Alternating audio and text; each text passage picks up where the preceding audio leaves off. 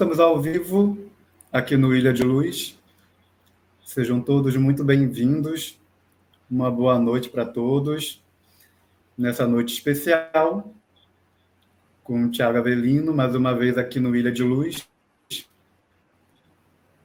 A presença dele, a presença de todos do Águas de Aruanda que vem acompanhando o Thiago e ficam sempre aqui junto conosco, comentando, curtindo, compartilhando.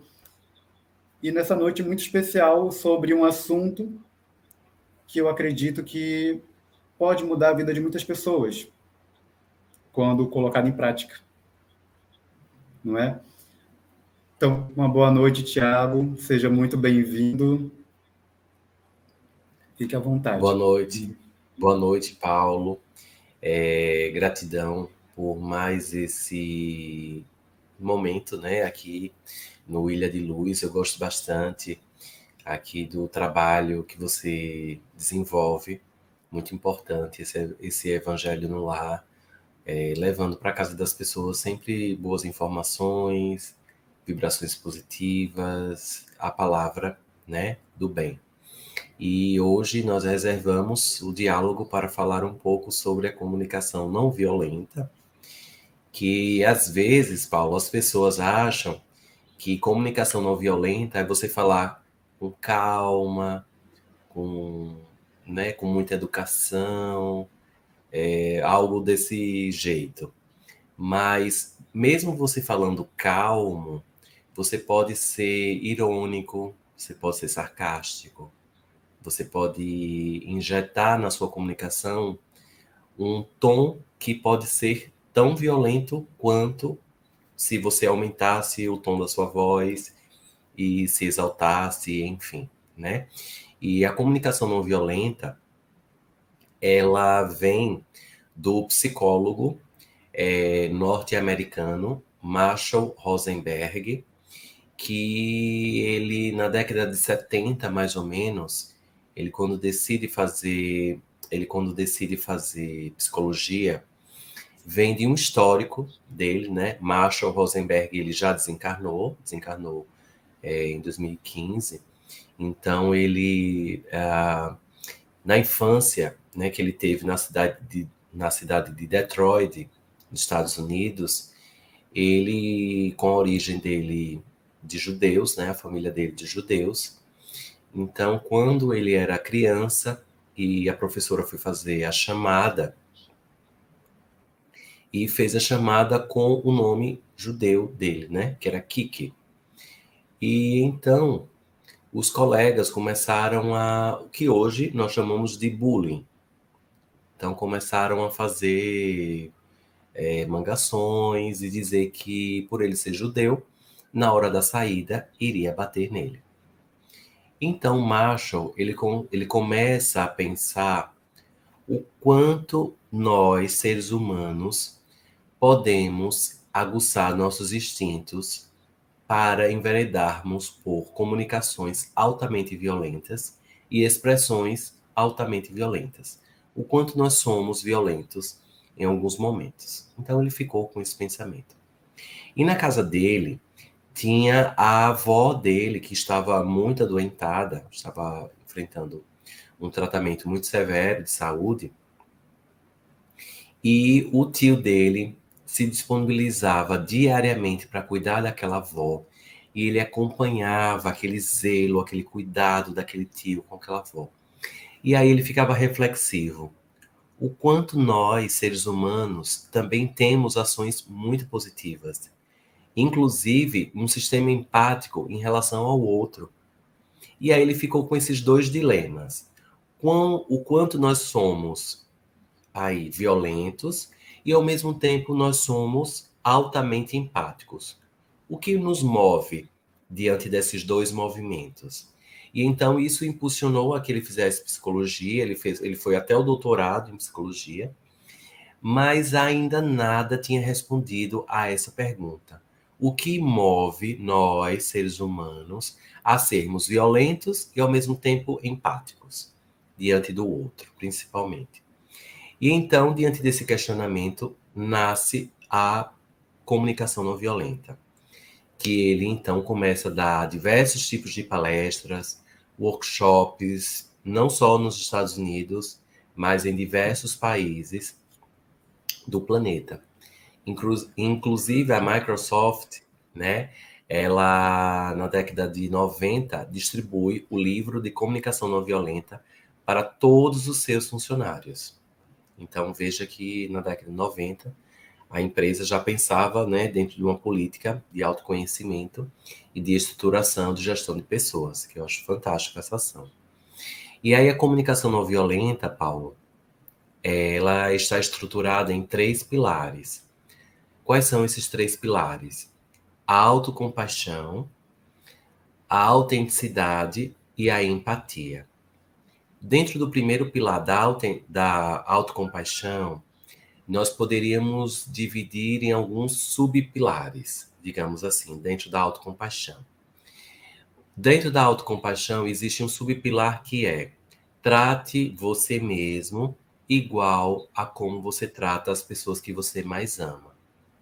Ou seja, seja tão amoroso com você mesmo, do mesmo jeito que você ali, você tem um sistema de compaixão em relação ao outro, você admite que o outro também possa errar, ok? Mas às vezes você faz movimentos muito implacáveis com você mesmo. Você não se permite errar, você se cobra demais, você começa a dizer assim, eu não consigo, eu não posso, eu sou indigno, né, de vivenciar isso, eu sou burro, eu sou isso, eu sou aquilo outro.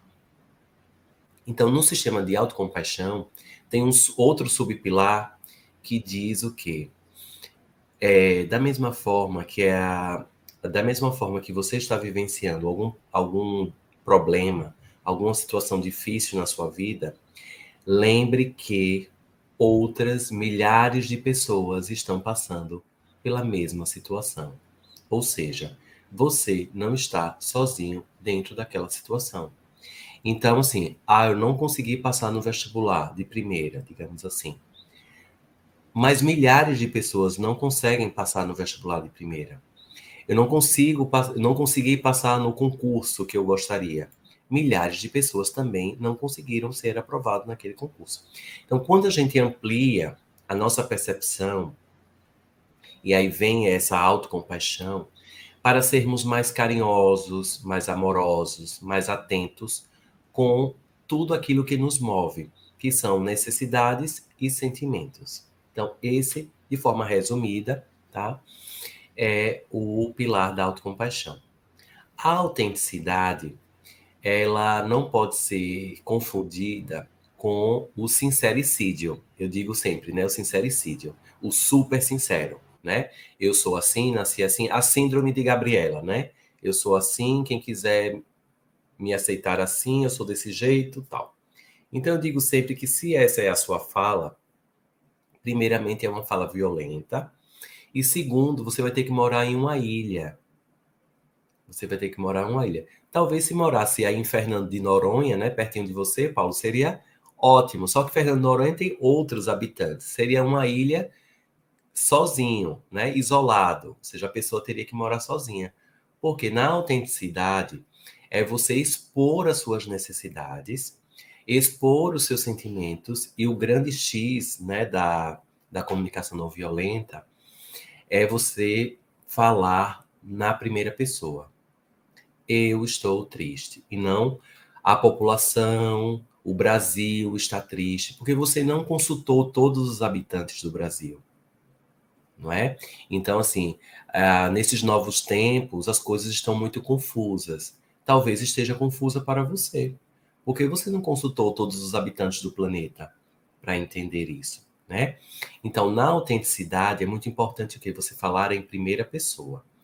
Em primeira pessoa para expressar os seus sentimentos, as suas necessidades, o que realmente é importante para você, quais são os combinados que fica confortável para você, né? E aqui eu estou vendo que tem várias pessoas que já fizeram workshops de comunicação não violenta conosco. E aí, assim, eu tenho uma frase que fala, Paulo, fica confortável para você fazermos a transmissão no dia 22 de novembro, às 20h50, para mim fica confortável, para mim não fica. E se não fica, é importante dizer que não fica.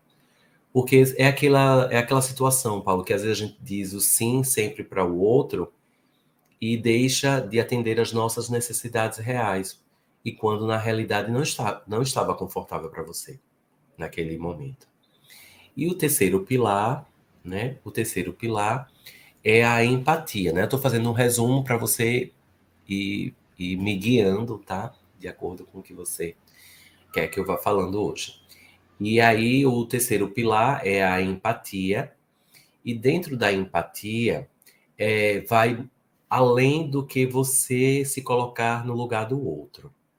A empatia é você perceber no outro quais são as necessidades, quais são os sentimentos que estão movendo aquela atitude, às vezes violenta e desafiadora, na sua relação interpessoal, né? Então, às vezes, o outro age de uma forma que, na realidade, pode ser um pedido de socorro, um pedido de ajuda, mas dentro da expressão corporal e da fala, muitas vezes parece que está repelindo todas as pessoas que cheguem próximos. Ou, às vezes, alguém pode ter sido muito duro com você, Paulo, e ter provocado uma mágoa em você, né? Aqui, ó, vibrações positivas para nós. Muito bem, Maria Lúcia. E você, no sistema empático, né? Agora na pandemia a gente utilizou muito, né? Gente, vamos empreender empatia, empatia. Só que eu ficava confuso se realmente quem falava dessa forma estava entendendo a força que move a empatia. A empatia realmente é você verificar o que está movendo o outro e querer também criar uma resolutividade. Por isso que a comunicação não violenta tem sido muito utilizado nos sistemas de justiça, nos centros de conciliação, mediação, né? E também nas rodas de círculo de paz e justiça restaurativa. Então, a comunicação não violenta tem ajudado ao Poder Judiciário, por meio desses círculos, por meio desses movimentos, né, até mesmo do direito sistêmico, a acrescentar, né, a temperar a comunicação, que é uma linguagem neutra e inclusiva, principalmente nesses tempos que nós estamos sendo cada vez mais convidados, né, nós enquanto habitantes desse planeta, de observarmos as necessidades de todas as comunidades. Brancos, negros, pardos, LGBTs, deficientes das mais diversas formas. Então, é algo que a gente precisa se preocupar efetivamente com a nossa comunicação. Só que a gente só consegue exercitar essa comunicação não violenta utilizando esses 3 primeiros pilares, né? E aí não sei se você percebeu que eu falei muito de sentimentos. E aí eu gostaria de as pessoas que estão nos assistindo agora, que agora parem um pouco e escreva aqui no chat qual é o sentimento que está movendo você agora, nesse exato momento. Como é que você está? Qual o sentimento que você está agora? Você está eufórico, esperançoso, triste, ansioso, feliz? Qual o sentimento que você está agora? Isso. Então, Enquanto essa é a vocês pergunta que eu vou vão deixar. escrevendo aí no bate-papo, vamos também colocar perguntas que eu vou colocando para o Tiago responder ao longo do Evangelho. E tire suas dúvidas mesmo, porque esse assunto é tão interessante.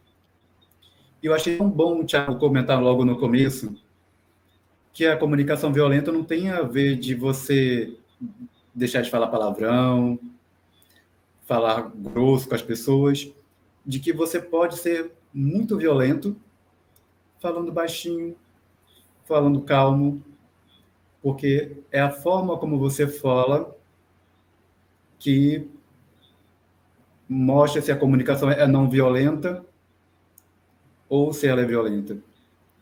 E outro ponto muito importante, e que o Tiago falou, e que essa comunicação não é só para fora, é uma comunicação também interna, porque, vou deixar que o Tiago fale isso melhor, mas muitas vezes nós somos muito violentos com a gente.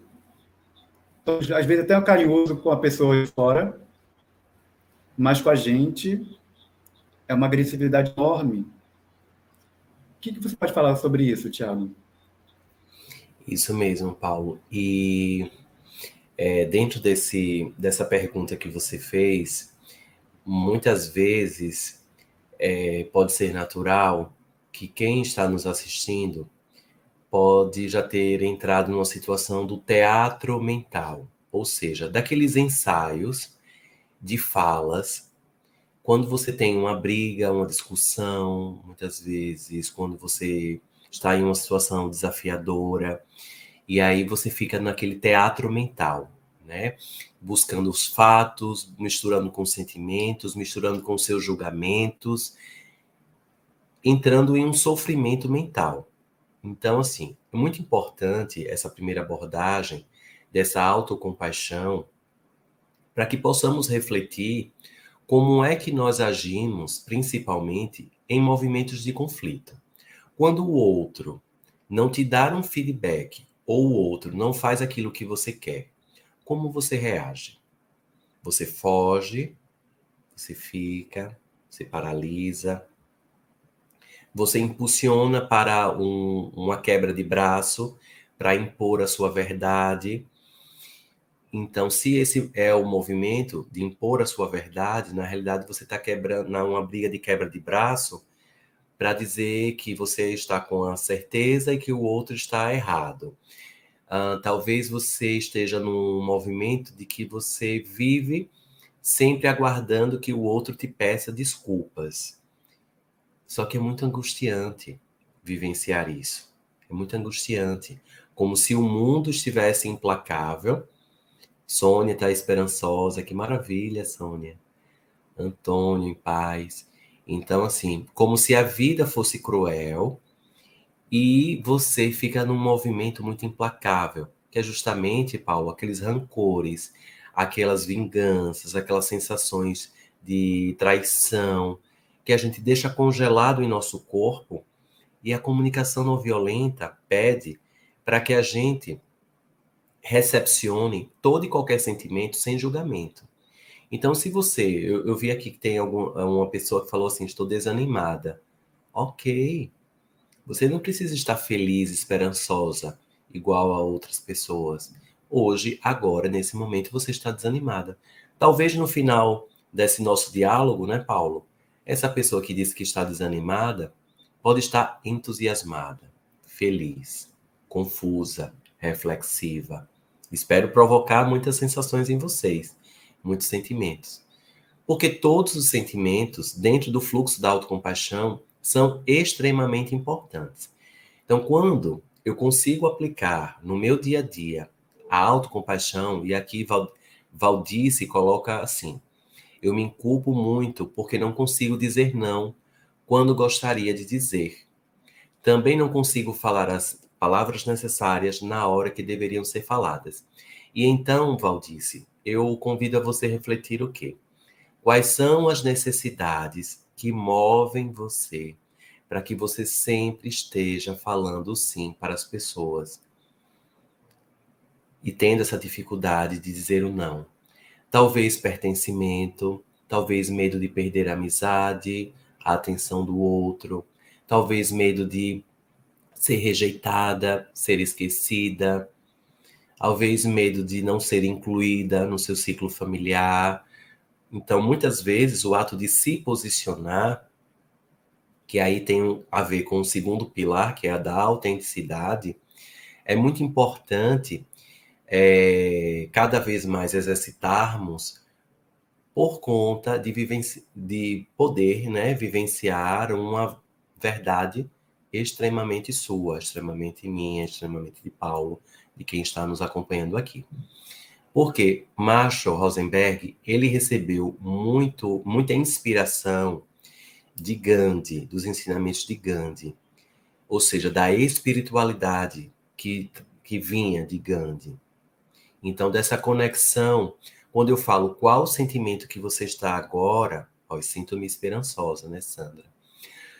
Na realidade, você está se conectando com o seu eu superior, com o seu eu mais íntimo, com a sua essência. E se formos verificar quantas vezes nós paramos no dia para observar quais os sentimentos que nós vivenciamos ao longo do dia. Se eu pedir para você listar quais foram os sentimentos que você já teve durante todo o dia de hoje, do dia 22.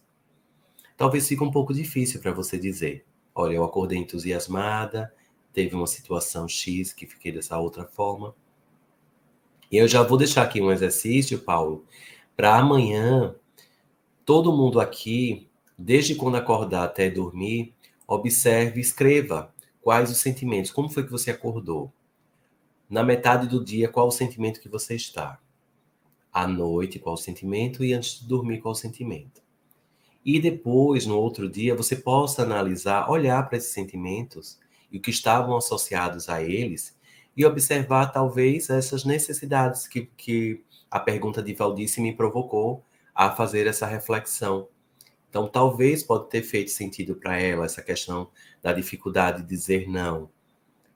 Porque existem necessidades ocultas, ou seja, aquelas necessidades que estão por detrás daquela dificuldade de dizer não, que reverberam esse movimento da sua comunicação, do seu corpo.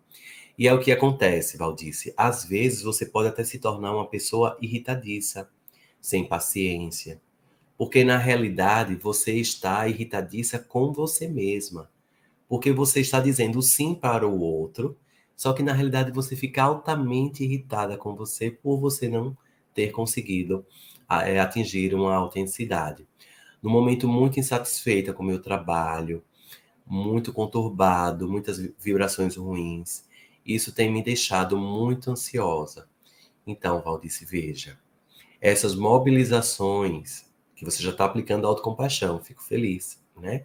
E você já ir admitindo o quanto talvez no seu trabalho você está desanimada, né? Então, se eu perguntasse qual o sentimento quando você pensa no seu trabalho, talvez você me dissesse desanimada, desapontada, injustiçada, e tantos outros sentimentos ou pseudo-sentimentos, né?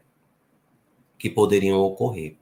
E baseado nisso, eu pergunto, o que é que você, então, tem feito ou buscado ajuda? Porque a comunicação não violenta sempre vem, Paulo, de o quê? Como eu posso pedir ajuda? Porque na autocompaixão vem de você ter a certeza que, às vezes, em alguns momentos, você não vai conseguir sair sozinho daquela situação. Você vai ter que exercitar a humildade de procurar um apoio psicológico, um apoio psiquiátrico, algum grupo terapêutico, o Evangelho no Lar aqui no Ilha de Luz, algum movimento que te ajude a refletir e a sair daquele lugar. Isso é a raiz da autocompaixão.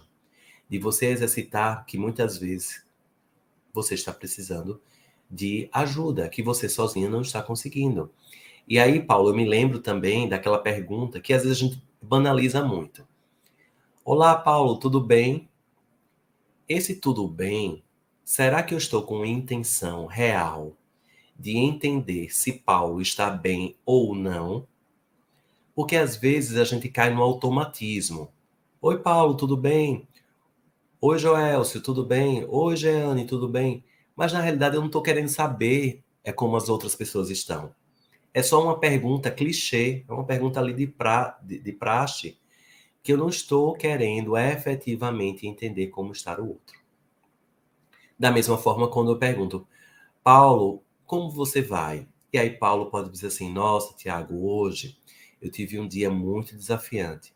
E aí eu entro num fluxo de que assim, ai, Paulo, mas isso tudo vai passar, tenha fé em Deus. Ou seja, eu tive uma comunicação altamente violenta. Porque eu não exercitei a escuta empática, não exercitei a escuta ativa e ainda menosprezei a angústia que Paulo estava querendo expressar e dividir comigo, dizendo que talvez era uma falta de fé, porque eu disse, confie em Deus. Dê tempo ao tempo. Mas como assim dê tempo ao tempo? A dor que eu estou sentindo é agora. Não é questão que eu estou preocupado com o tempo.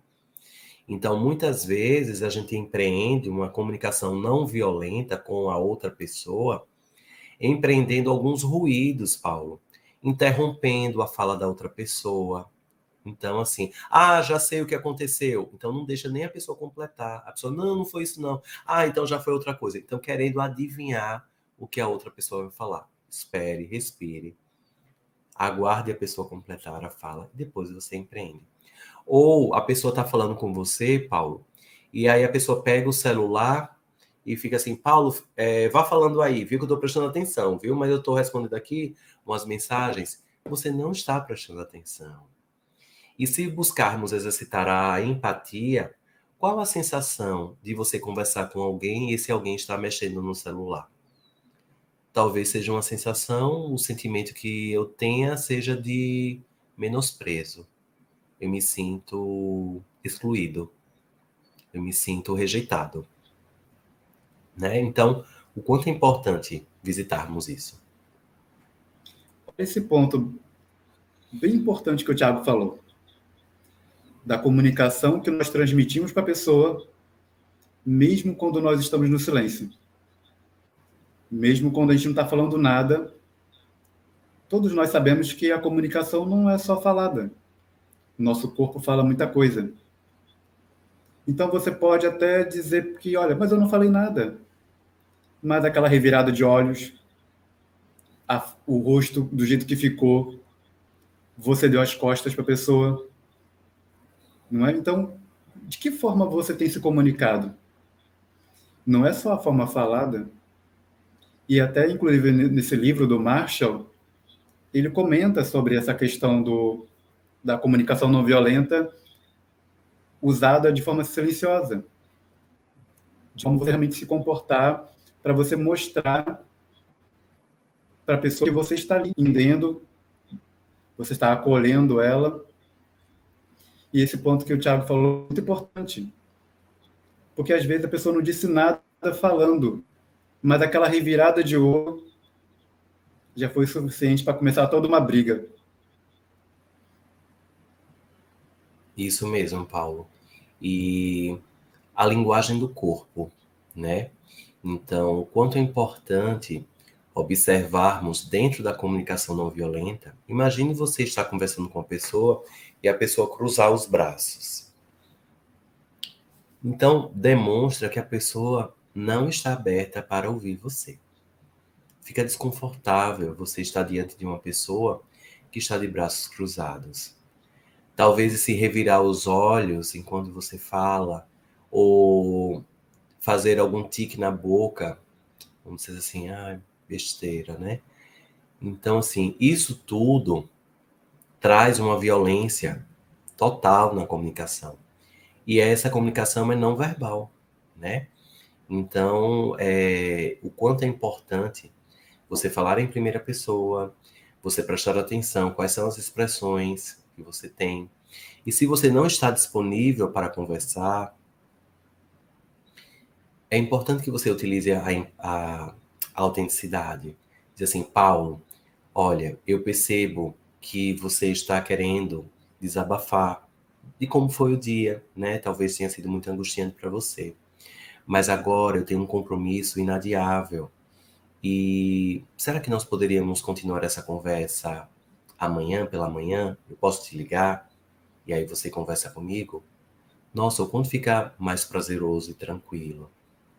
Porque eu só estou exercitando a minha autenticidade, mas eu não estou menosprezando Paulo. Eu estou dizendo que neste momento eu não posso ouvir. Ou até mesmo, Paulo, em uma discussão conjugal, quando a outra pessoa começa a falar coisas que te desanimam, talvez, e aí você pode dizer assim, nossa, acredito que eu não esteja com estrutura para dar continuidade a esse nosso diálogo. Eu preciso de um tempo para me organizar, porque nesse momento eu estou com a necessidade de reflexão. preciso refletir sobre tudo isso que nós conversamos até aqui. O que você acha de amanhã, no café da manhã, voltarmos a esse assunto? Acabou, né? Então, assim, você expressou a sua autenticidade. Você disse para outra pessoa que você não está em condições, né? Você não falou, nós não estamos em condições. Porque você não sabe se o outro está ou não. E muitas vezes as violências na comunicação, principalmente conjugais, ocorrem porque você fala como se você soubesse o que o outro está sentindo ou reverberando. E aí Joel colocou que de que forma nosso estado de espírito pode influenciar e até mesmo alterar a comunicação não violenta no dia a dia. Perfeito, Joel. Esse estado de espírito, Marshall Rosenberg, ele denominou de autocompaixão. Então, o quanto é importante estarmos vigilantes quais são os nossos sentimentos diários, a cada momento da nossa vida, e, consequentemente, essa influência pode ocorrer no nosso estado de espírito. Ou seja, eu agora estou muito receptivo. Agora eu estou muito receptivo ao diálogo. Ok. Mas possa ser que ao longo do dia eu não esteja com o estado de espírito de recepcionar quem quer que seja. Possa ser que ao longo do dia não esteja na minha vigília e eu esteja precisando de isolamento, de recolhimento, de autopercepção e não esteja tão disponível para o outro. E aí Dione coloca: eu fico super irritada quando sou interrompida. Veja como os ruídos da comunicação são, né? Como posso expressar para o outro minha irritação de forma clara e não violenta? Ótimo, Dione.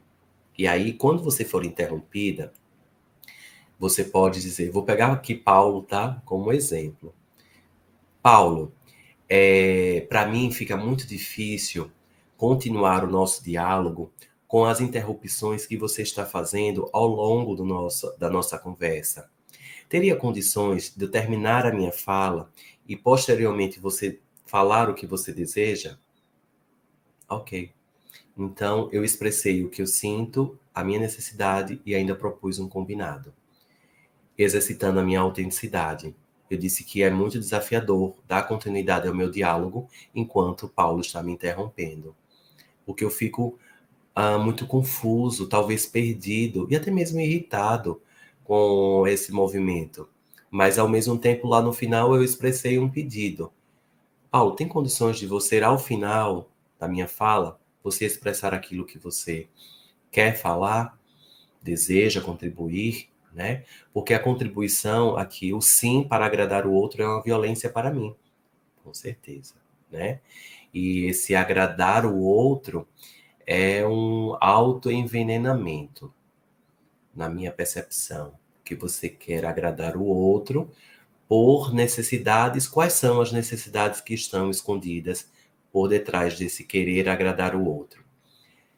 Tem medo de ser abandonada, tem medo de ser rejeitada, tem medo de ser excluída, tem medo de ficar sozinha. E aí os medos ou outras necessidades que você tem ali e sentimentos. O quanto é importante, né? E dentro da comunicação não violenta, essa percepção do que Dione trouxe, né? Dessa autenticidade, em momentos mesmo que eu estou irritada com essas interrupções. Mas, ao mesmo tempo, você tem dois caminhos.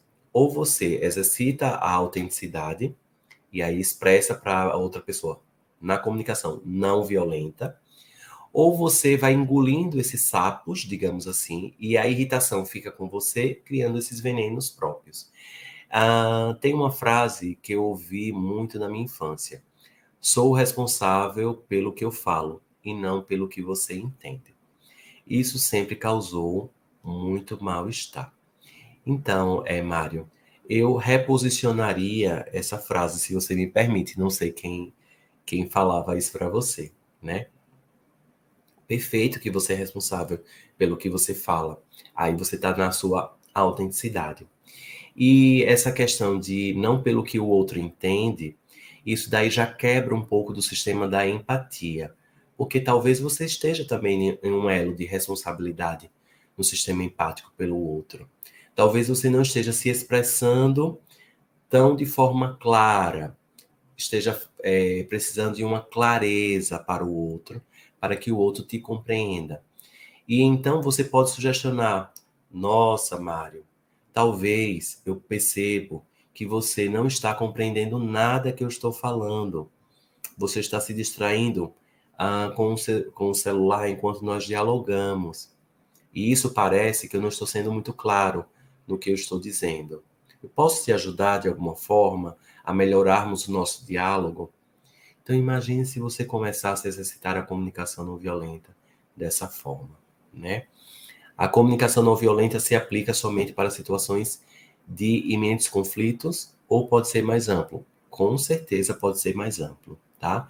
Não, não esperemos o conflito ocorrer para exercitarmos a comunicação não violenta. A comunicação não violenta começa com, como o Paulo disse, com nós mesmos, com a autocompaixão, né? E antes mesmo de empreender o conflito, exercitando a autenticidade, né?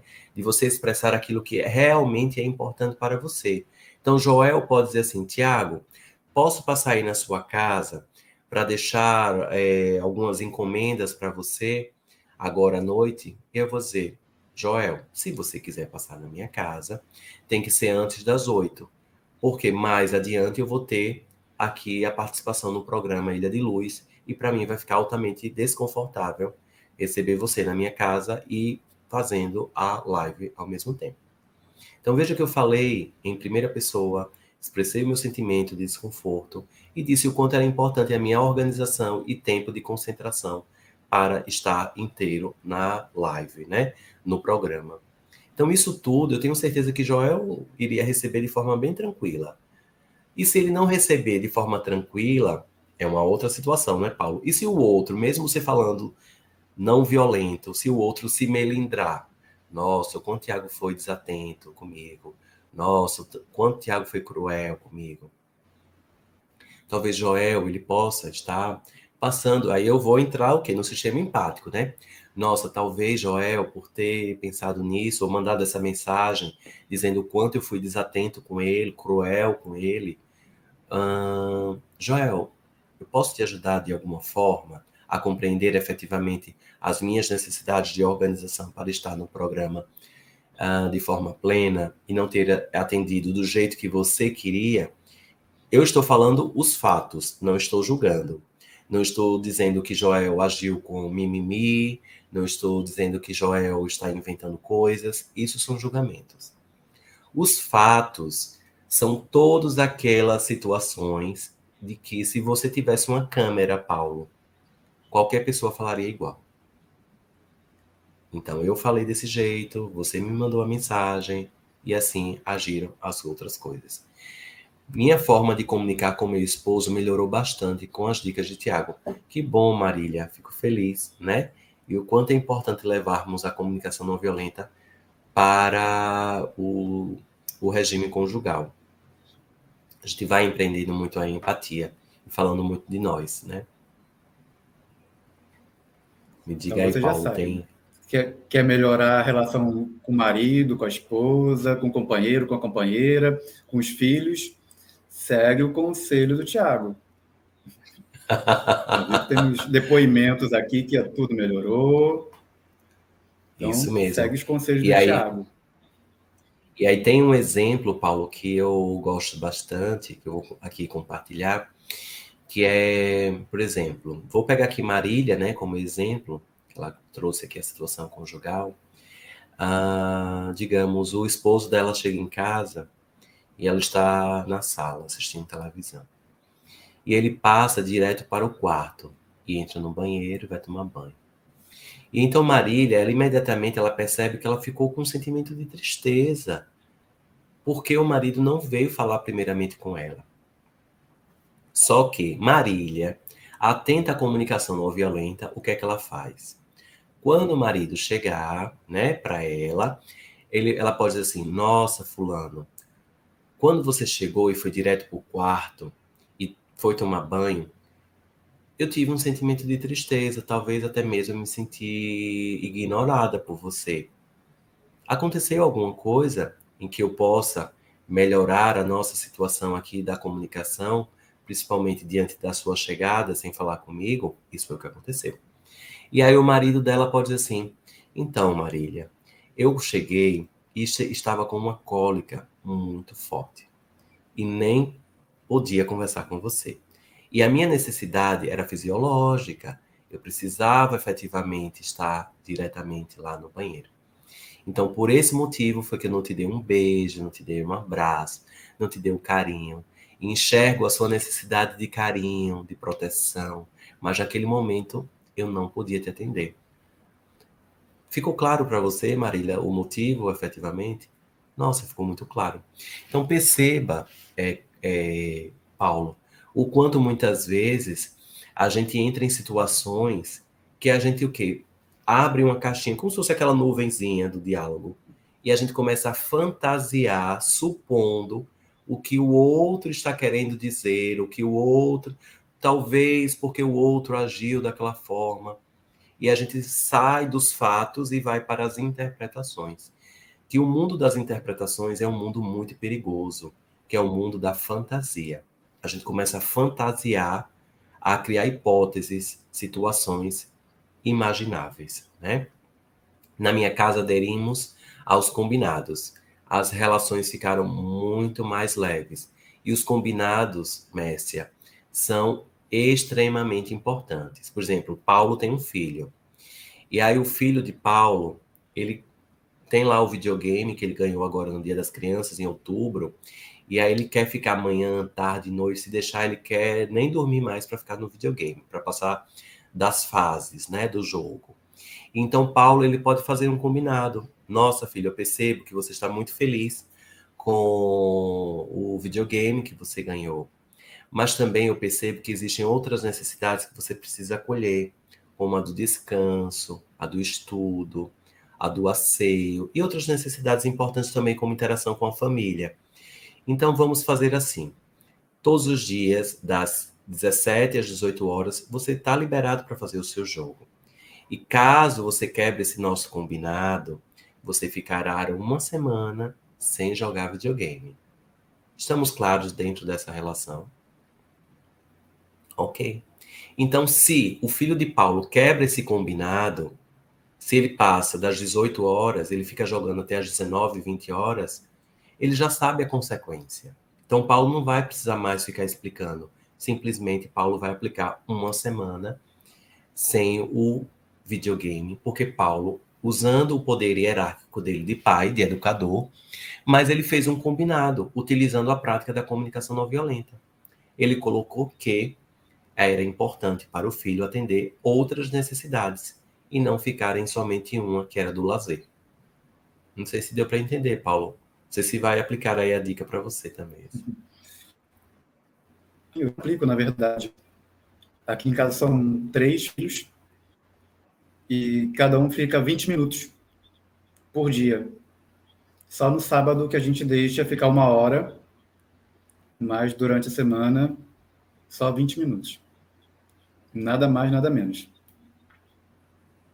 Então veja o quanto é importante esse combinado. E, Tiago, pode falar um pouco para a gente sobre a comunicação alienante? Uhum.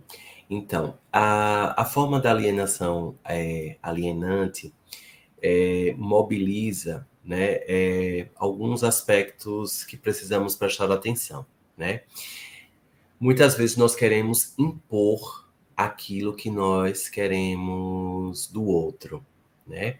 E aí a gente acaba criando uma rejeição total daquilo que nós desejaríamos. É o quê? Você prestar atenção na sua intenção. Então, quando eu me refiro a Paulo, dentro de um pedido, qual é efetivamente a minha intenção? Qual é a minha intenção dentro desse diálogo? É querer que Paulo faça aquilo que eu quero ou que Paulo efetivamente faça aquilo que nós pudermos fazer, né? O que nós pudermos fazer. Então, isso daí é muito importante observarmos a intenção na nossa comunicação. Porque em alguns movimentos a gente não tem o resultado que a gente gostaria dentro da comunicação por conta da intenção que está completamente destoante daquilo que nós estava na suposição do querer do outro. Uma situação, né, de uma comunicação que possa alienar, né? Nossa, Paulo, eu quero que você me leve agora no shopping. Só que eu não perguntei se Paulo, ele poderia me levar no shopping. Eu não perguntei a Paulo se ele tinha alguma coisa importante que ele estava fazendo naquele momento. É aquele colega de trabalho, Paulo, às vezes, que chega na sua mesa e diz assim, Paulo, eu preciso de um favor seu, faça aqui esse relatório, tal, tal, tal. E você está no meio de uma digitação, de uma outra situação. Então, assim, o quanto é desafiador, né, nos comunicarmos de uma maneira não empática, né, não observarmos o que o outro está fazendo. Então, no trabalho, é muito importante, aqui Marília dizendo que eu sou um excelente conselheiro, tá vendo? E aí, no trabalho, é importante que observemos o quê? Por exemplo, vou dar aqui o exemplo de Joel, né, que ele falou antes. Joel, você está podendo falar agora comigo? E Joel pode dizer assim, nossa, Tiago, passe aqui novamente na minha sala daqui a uns 5 minutos, por favor, que é o tempo que eu termino aqui um ofício que eu estou fazendo. Ok. Joel, ele foi autêntico, empático e exercitou a autocompaixão. Do que eu dizer assim, Joel, tem uma coisa muito importante para dizer para você, olha, isso, e já ir emendando sem saber se Joel está receptivo para aquilo que eu quero falar e sem saber se Joel está com tempo. Da mesma forma por telefone também, Paulo. Eu posso ligar para você e dizer assim, Paulo, você está podendo falar agora? Assim, olha, Tiago, eu estou dirigindo. Posso te retornar mais adiante? Estou aqui no Bluetooth e aí eu prefiro ligar para você mais adiante. Ok, né? Então, assim, exercitarmos essa autocompaixão e não entrarmos numa comunicação completamente alienante, achando que todas as formas de empreender essa comunicação de que o outro sempre está disponível é exercitarmos a nossa autenticidade, né? Mas aí é um grande perigo que estamos reverberando.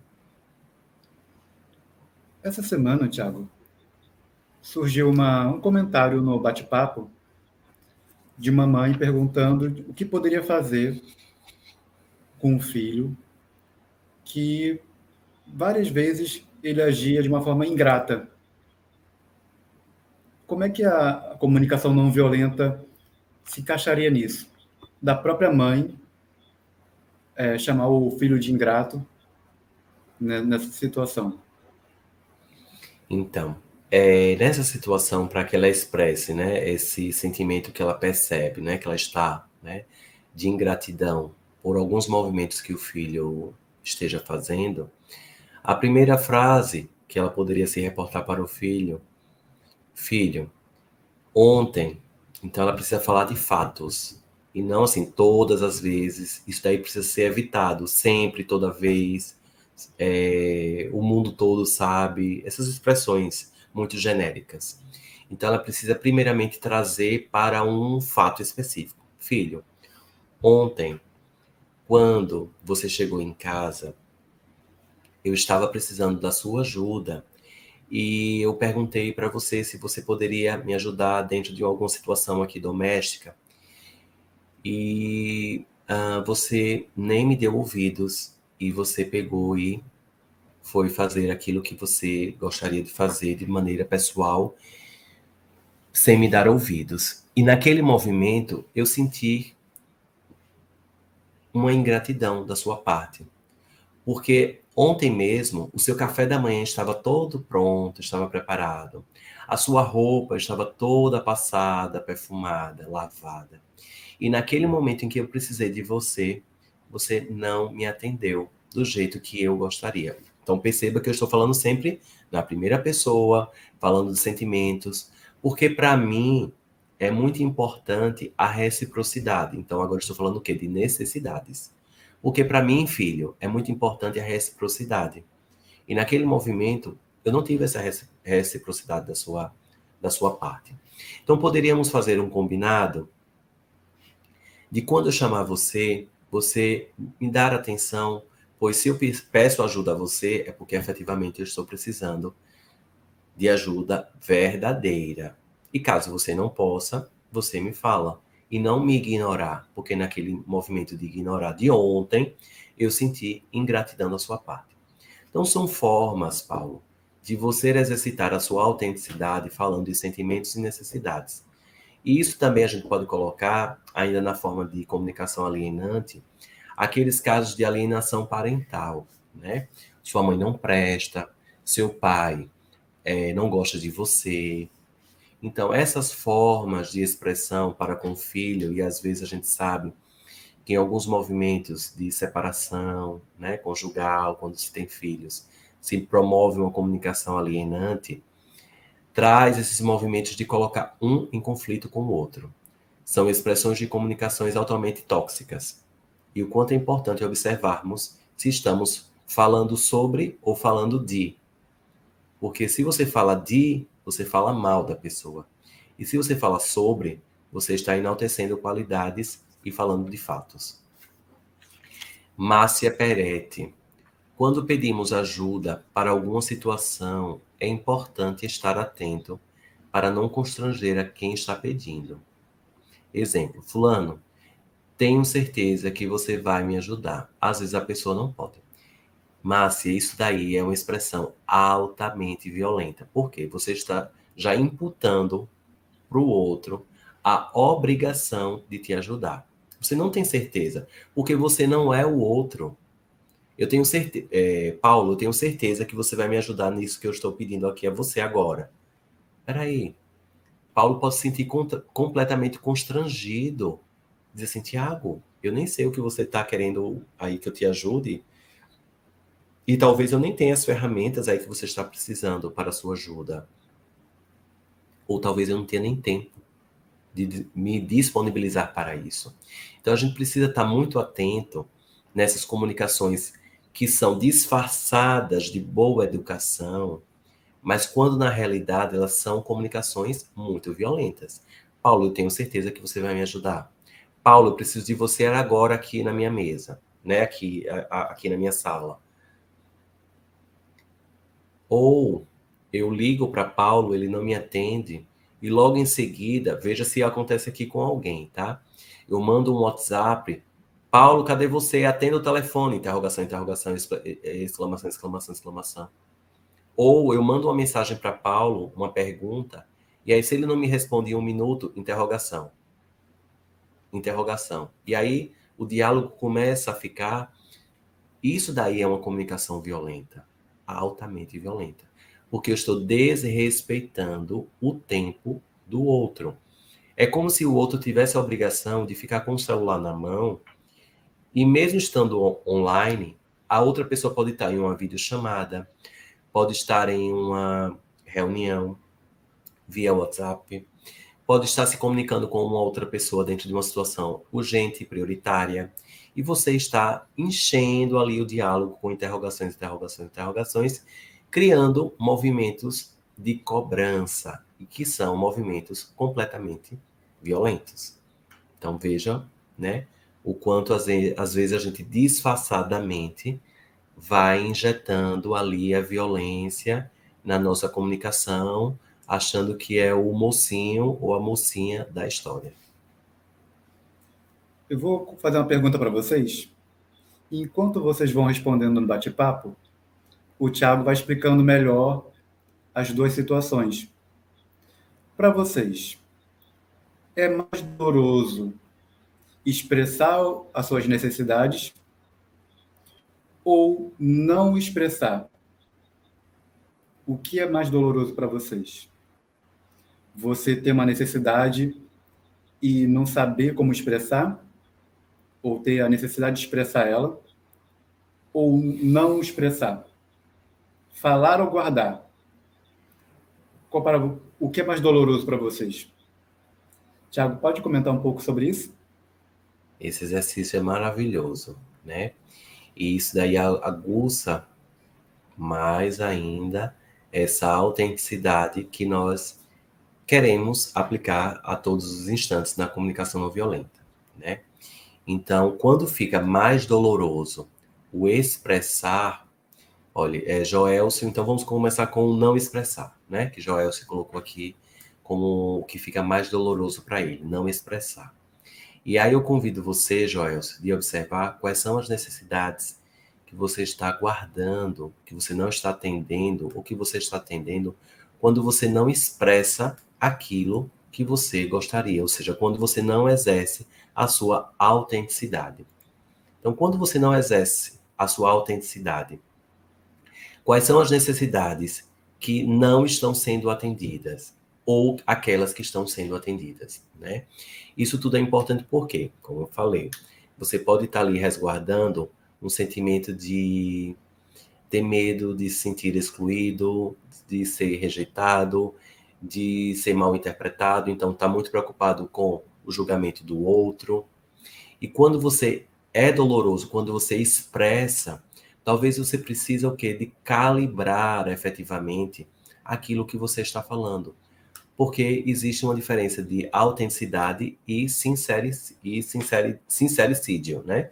O excesso da sinceridade. Então, se você está doloroso quando você fala, quando você expressa, talvez você esteja vibrando no sincericídio. Doloroso é preciso falar e não saber se expressar, né? Então, saber falar é uma arte importantíssima da autenticidade. E a gente só exercita a autenticidade sem dor quando a gente está prestando atenção na conectividade com o nosso coração. Qual o sentimento que está nos movendo naquele momento e o que é importante para deixarmos claro e empreendidos ali naquela questão. Porque muitas vezes eu posso estar seguindo a minha jornada de uma maneira camuflada, ou seja, disfarçando sensações, questões que sejam importantes para mim e deixando coisas muito subentendidas na minha jornada. Sabe aquela situação, Paulo, que quando explode, as pessoas falam assim: nossa, como foi que isso aconteceu? Porque estava muito doloroso não expressar a autenticidade. Estava tudo ali guardado. E parece que uma questão que ocorre extravasa tudo, explode tudo, né? E aí Maria Paula coloca: para mim é muito doloroso não expressar. Eu acredito muito no diálogo para me sentir bem nas relações. Então, Maria Paula, exercite a autenticidade. É um exercício, tá? Às vezes a gente pensa que é muito fácil. É um exercício. Você vai fazendo uma vez, outra, e aí você vai perdendo o medo de ser autêntica. Tenho medo de me expressar e não receber a atenção ou retorno que eu gostaria. Ótimo exemplo, viu, Alessandra? Veja, você tem medo, o sentimento é de medo de se expressar, porque você tem o quê? Uma necessidade o quê? De atenção. E diante dessa necessidade de atenção que você tem para o outro, você congela a sua autenticidade no medo de falar. Você está tão congelada, às vezes, né, no movimento do que o outro vai julgar, do que o outro vai entender de você. E veja, dentro do sistema da empatia, o outro tem a liberdade de pensar, sentir, ter necessidades outras daquilo que sai do seu sistema de controle. Quando você envereda isso, para mim, mais doloroso não expressar. Veja o quanto tem de gente, né, Paulo, que guarda muito, engole muito, né? Guarda muita coisa dentro de si. E esse movimento de guardar, né, não expressar e ter todas essas questões, né, aí bem acumuladas, pode interferir, inclusive, né, agora falando de maneira energética e espiritual, no seu laríngeo. Pode trazer muitas dores de garganta, sistemas de tireoide, às vezes você muita dor de cabeça. Aqui, né, congestiona o campo energético da sua cabeça, né? Pescoço e cabeça. Então, é um exercício. Comunicação não violenta, Paulo, É um exercício. Não adianta você comprar agora o livro Comunicação Não Violenta, de Marshall Rosenberg, ler de uma só vez, como se fosse um livro romântico, como se fosse um livro ali que você vai e devora de uma vez só. É um exercício, a comunicação não violenta é um exercício diário que você precisa internalizar e cada vez mais você se colocar em prática dentro da comunicação não violenta. Porque às vezes, não sei, essa questão de, aqui, Joel, o uso das parábolas à época era uma forma de comunicação não violenta. Isso mesmo, Joel. Jesus, quando ele falava em parábolas, era de uma maneira muito sábia e altamente sem o teor violento, diante da abrangência que ele queria passar ali todas as informações para um público heterogêneo. Então ele tinha um público completamente distinto muitas vezes na jornada dele. Então as parábolas elas vinham para tocar o campo da espiritualidade. E aí, Paulo, importante.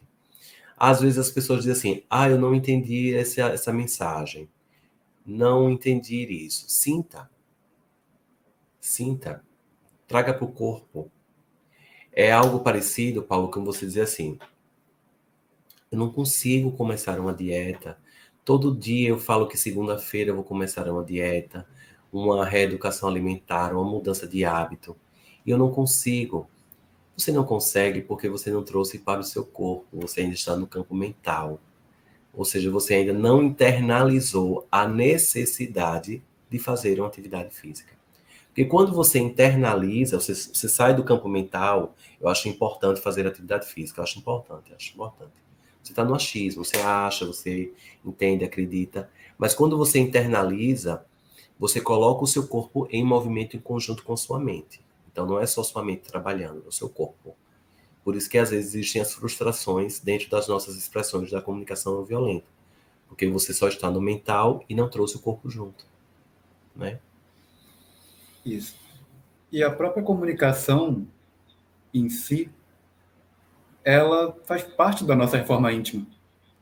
Eu vi algumas pessoas comentando aqui e com toda certeza, né, a comunicação violenta ela é um bom complemento para essa reforma íntima, porque como foi dito lá um pouco atrás sobre a questão do conflito, se a pessoa já chegou no conflito é porque a comunicação não violenta falhou ou não teve o uso, porque o objetivo dela é exatamente esse, evitar o conflito, tanto o conflito interno como o conflito com outras pessoas. E jogando para a reforma íntima, veja como isso é importante, de você usar a comunicação não violenta para te ajudar nos conflitos internos. E uma vez que você estiver equilibrado, uma vez que você estiver se sentindo bem, todo o seu redor vai mudar, não é? Todo o seu redor vai mudar. E parece, Tiago, que a gente acredita, por favor, me corrija com a comunicação não violenta, que eu vou falar aqui e vou errar aqui, né?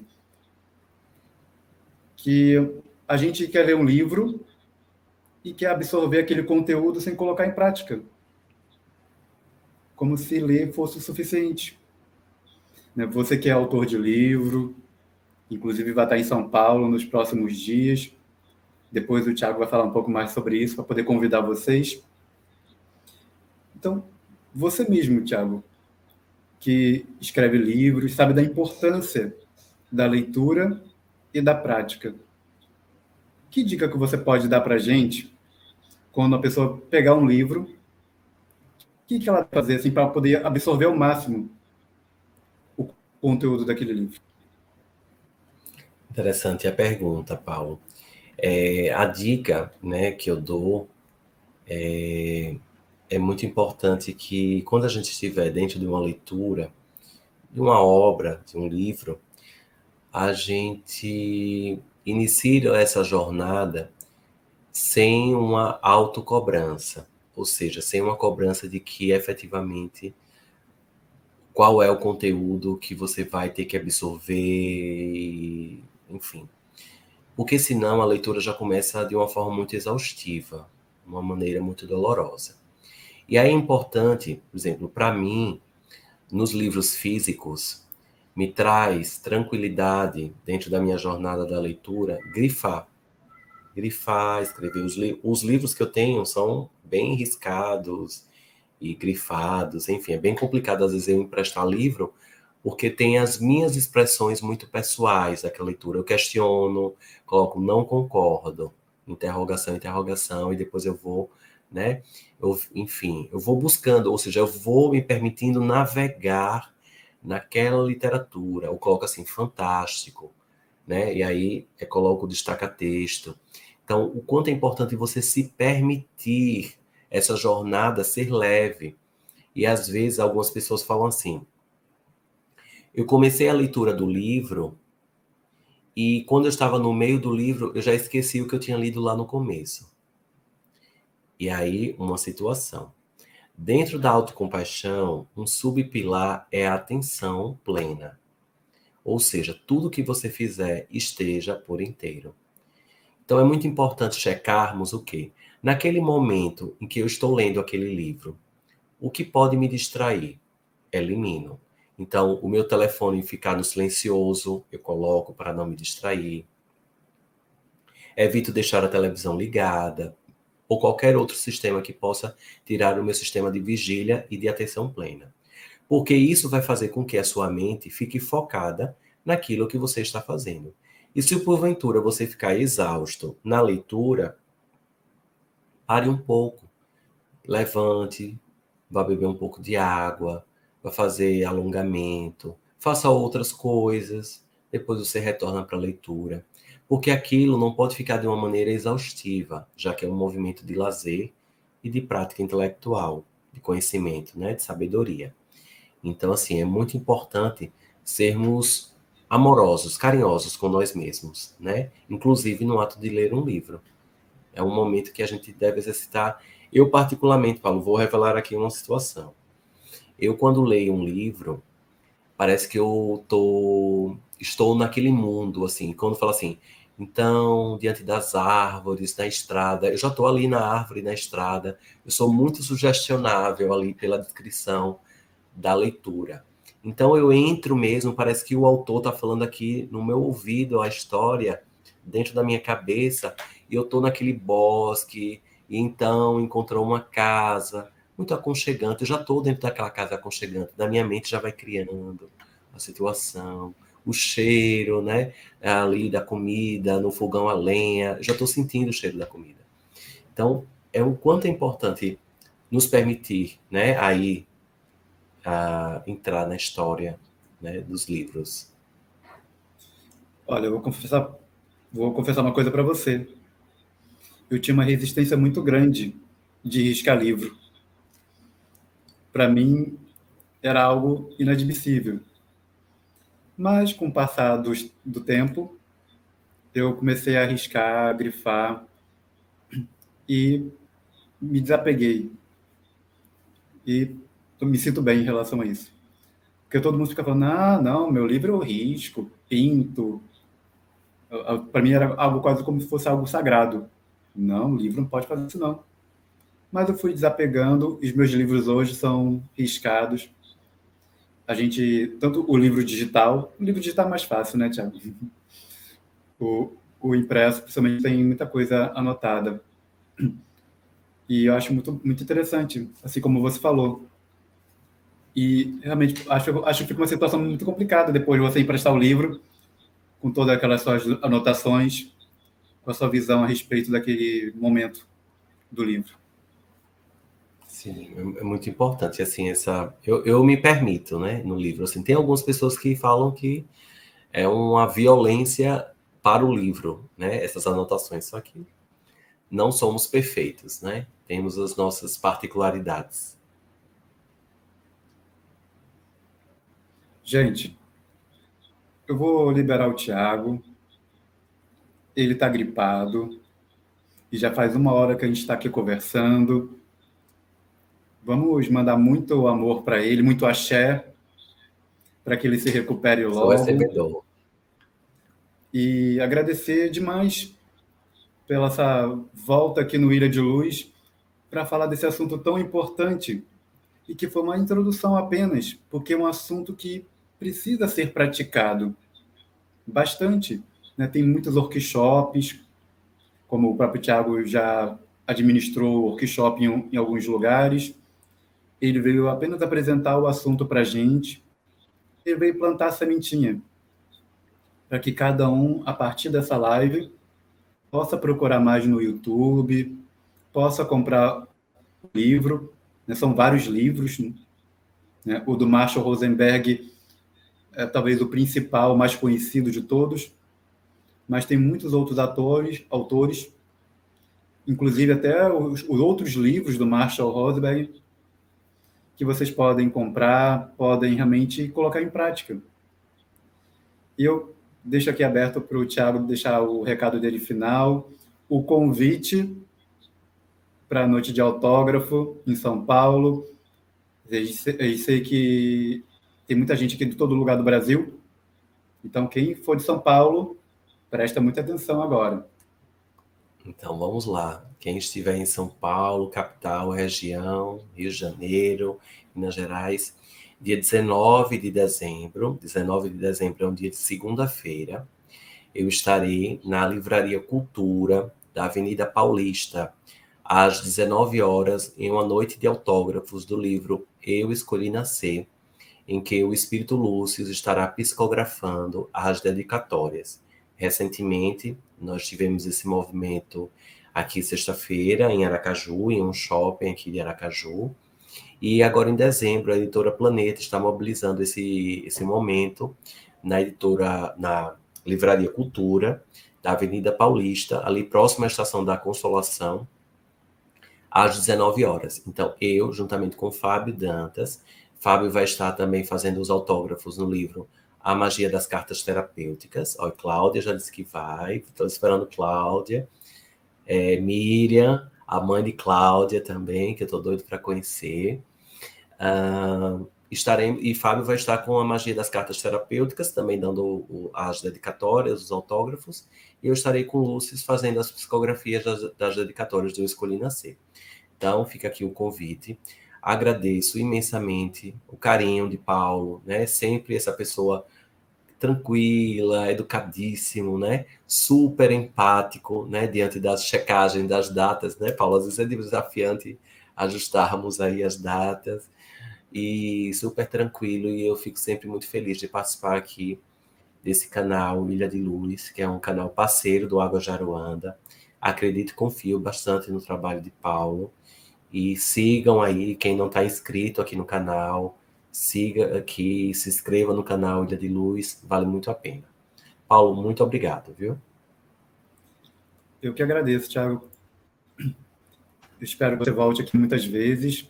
Você é sempre muito bem-vindo, muito querido, você e o Fábio, e sempre trazendo coisas boas, coisas novas para a gente, e melhoras para você, um ótimo relançamento do seu livro.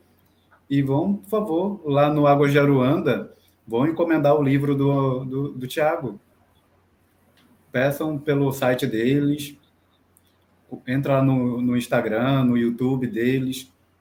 Diga, eu quero o livro, Tiago, com dedicatória. Que o Tiago vai mandar para vocês com muito amor, com muito carinho. Então, pessoal, muito obrigado pela presença de todos nessa noite muito especial, porque toda vez que o Tiago vem aqui, o Fábio vem aqui, é uma noite especial. Eu sempre digo isso para vocês nos dias anteriores. Olha, compareça porque é um dia especial. E vocês vieram. Eu fico muito feliz pela presença de vocês.